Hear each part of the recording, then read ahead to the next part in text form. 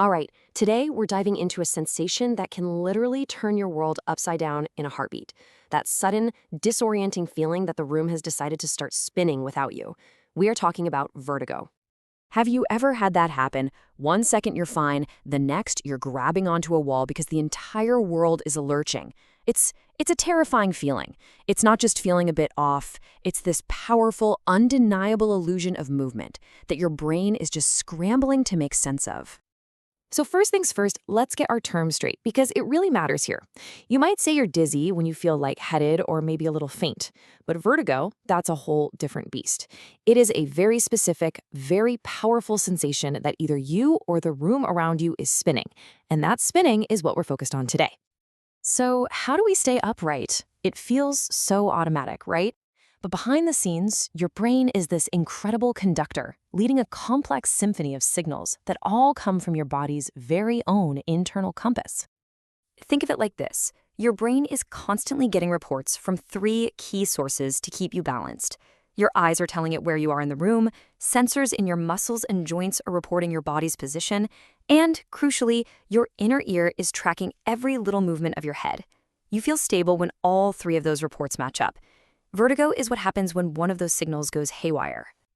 And the main character in our story today is almost always this incredible piece of engineering, the vestibular system in your inner ear.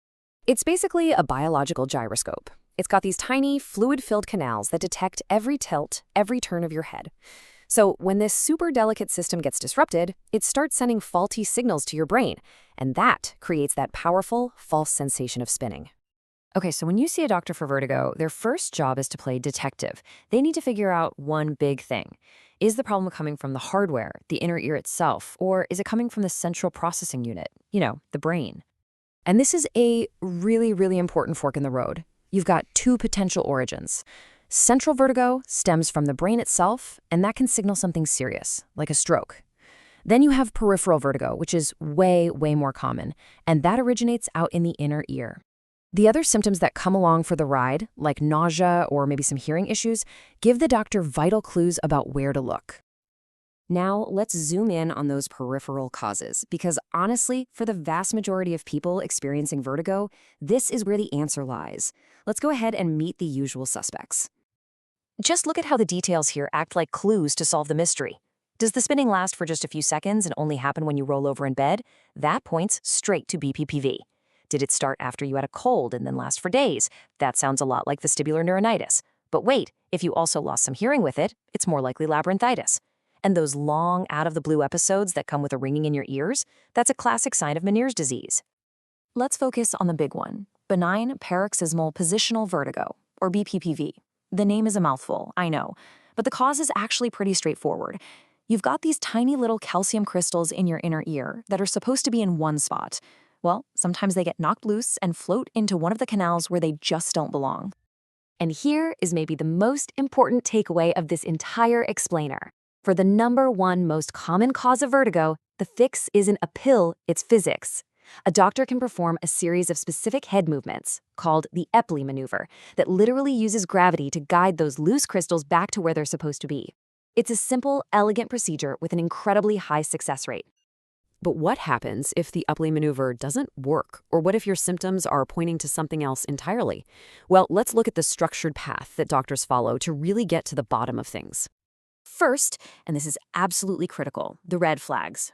While most vertigo is totally benign, if it comes on suddenly and is severe and it's accompanied by any other neurological symptoms, we're talking a crushing headache, weakness in an arm, slurred speech, that is a medical emergency. Same goes for a sudden loss of hearing. These can be signs of a stroke, and in that situation, every single second counts.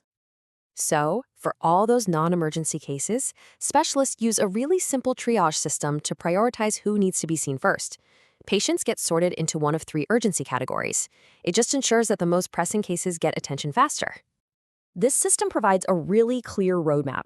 Category 1 is for the most urgent stuff, like if they suspect a tear in the inner ear membrane. Those patients need to be seen within about a month. Category 2 is for things like Meniere's disease or a stubborn case of BPPV, with a goal of being seen within 90 days. And Category 3 is for more chronic but stable conditions. The whole thing is designed to get you the right care at the right time. At the end of the day, vertigo is this profound disruption of our most basic sense of just being stable in the world. But by understanding the map, knowing the signals, the causes, and the cures, we can navigate that journey with a lot less fear and a lot more control. So the next time the world feels like it's tilting, will you see it as just chaos or as a puzzle your body is asking you to help solve?